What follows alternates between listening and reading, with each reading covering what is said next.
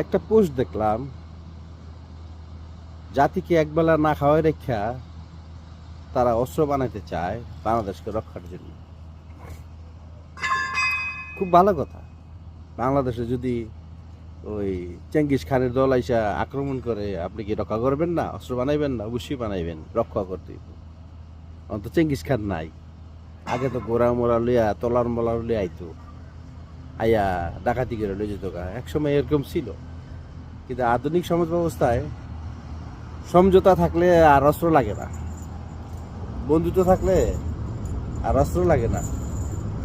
কিন্তু আমাদেরকে অস্ত্র বানাই দিব কেন? এই অস্ত্র কার বিরুদ্ধে ব্যবহার করবে? ভারত আর মিয়ানমারের বিরুদ্ধে। এটা ভালো কথা। কারণ ভারত যদি আমাদের উপর জুলুম করে, অত্যাচার করে, মিয়ানমার যদি জুলুম করে, অত্যাচার করে, তাহলে তো আমাদের ফাইট করতে হবে। মানে 12 লক্ষ রোহিঙ্গা বাড়াই দিল বাংলাদেশে, এটা তো একটা বড় ধরনের জুলুম ছিল। কই আমরা তো পারি নাই ঠেকতে রাখতে। কেন পারি না ঠেকতে রাখতে? কারণ হইলো জাতিসংঘই চাইছে এই লোকটা আমাদের দেশে ঢুকুক, আশ্রয় দিতে হবে। আমরা আশ্রয় দিতে গিয়ে আর অস্ত্র থাকলে আমরা ফাইট করতে পারি। আর যদি না দিতাম না আশ্রয়, তাহলে জাতিসংঘ কি বলতো? এই দেশ অমানবিক দেশ, এই দেশের উপর এই দেশের সৈন্য যারা বিদেশে কাম করে খায়, এটির বিদায় করো। এই 12 লক্ষ মানুষের আশ্রয় না দিলে আমাদের এই সমস্যা পড়তো। কিন্তু জাতিসংঘ কিন্তু মায়ানমারের কিছুই করতে পারে না, এটা চুলো শিখতে পারে না। যে অন্যায় করছে তারে কিছুই করতে পারে নাই। তাহলে আমাদের কাছে যদি অস্ত্র থাকতো, তাহলে আমরা মনে হয় মায়ানমারের যুদ্ধ লেগে যেতাম। আর মাঝখানে ওই 12 লক্ষ রোহিঙ্গা গুলি খেয়া মরতো আমাদের আর ওদের। জাতিসংঘ দৌড়ে আইতো, আগে কি করতো? আগে মানবিক সাহায্য দাও, এই একই কথা ঘুরে ফিরা।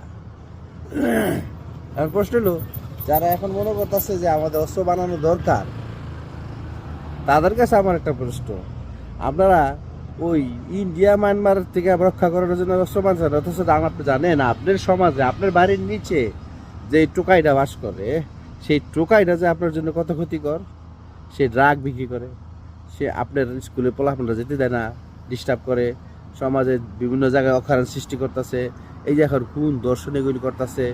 এইসব বেকার পোলাপানদের কে আপনি কর্মশীল মানুষ করে তুলতে যে এই প্রজেক্ট না দরকার, সেটা না করে আপনি অস্ত্র কেন বানাতে চান? অস্ত্র বানাতে তো টাকা লাগবো। এই মানুষটি যে তোমার সাধারণ মানুষকে শান্তি দিতেছে না, সেটা বুঝতে। তা আগে সাধারণ মানুষদের শান্তি দেওয়ার জন্য যে প্রজেক্ট হাতে নেওয়া দরকার, যে প্রশাসন তৈরি করা দরকার, যে সামাজিক অবস্থা তৈরি করা দরকার, সেটা করেন। সেটা না করে আপনি যাইতেছেন ডাইরেক্ট পারমাণবিক অস্ত্র বানাইতে। কোন যুক্তিতে পাইছেন এগুলি? পারবেন? এরা চাপাবাজি করলে করুন যায়। আগে আমাদের শান্তি দেন।